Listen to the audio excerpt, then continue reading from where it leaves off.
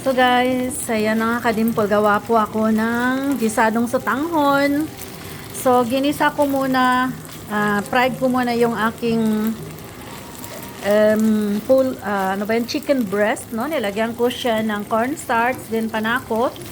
Tapos ipa-fried ko siya until brown. So mga kadimpol, lagay na natin yung bawang. Yan, lagyan na natin to ng bawang. Ayan, nakalagay na po, nakahalo na po yung bawang. Then, of course, ihalo po natin ang red onions. Ayan, so yan lang muna ang ating ilalagay, no? Mamaya na yung iba. Then, ayan, number 7 na pala yan. So, DJ Dimple ay nagluto po ng pansit gisado. Or sotanghon na may rice noodles. Natin konti, no?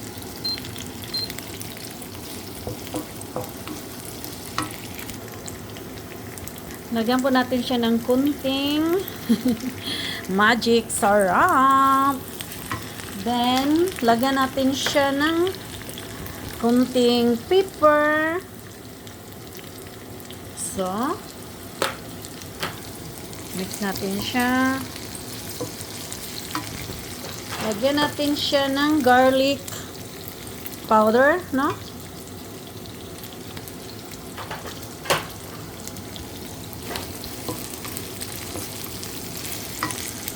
And now, ihalo ko na po ang beans. Ayan. Yan na po yung beans. Ayan. Hinalo na po yung Baguio beans. Then after that, ilagay po natin ang carrots. Ayan. Ito po yung carrots. Haluin, mix and mix. So now, maglalagay na po ako ng warm water. Ayan, lagyan natin siya ng warm water. Warm water ko po ay 300 milliliter. So, meron na siyang ano, no? Tapos, lagyan natin siya ng kunting soy sauce. So, maglalagay po tayo ng soy sauce. Kunti lang. So, tapos imimix natin siya.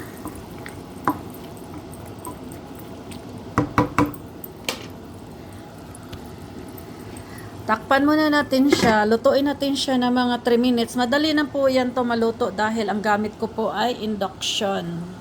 So, buksan na natin. Ayan. Lagyan muna natin yan. So, mix muna natin. Mga kadimpol. Then, ilalagay ko po ang zucchini. Ayan. So, mix natin. And then, ihalo ko po yung cabbage.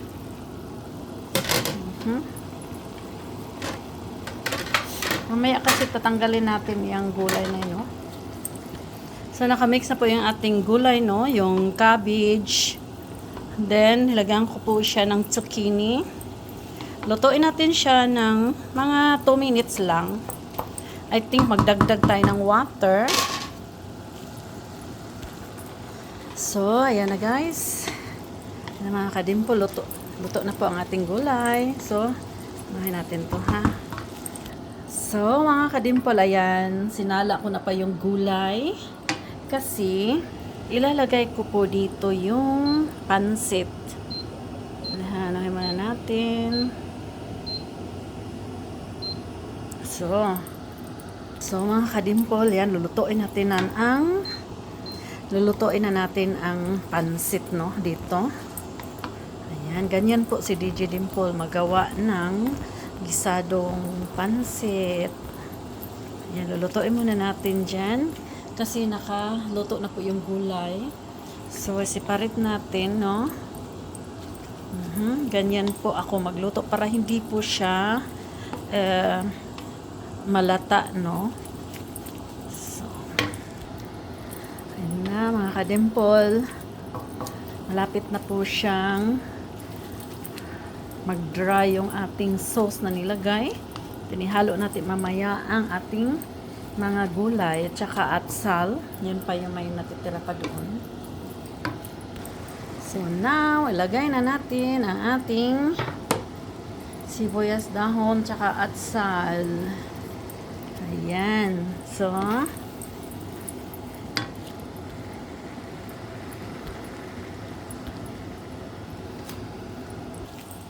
now, i-mix na natin dadanang ang ating mga gulay. Gulay is life.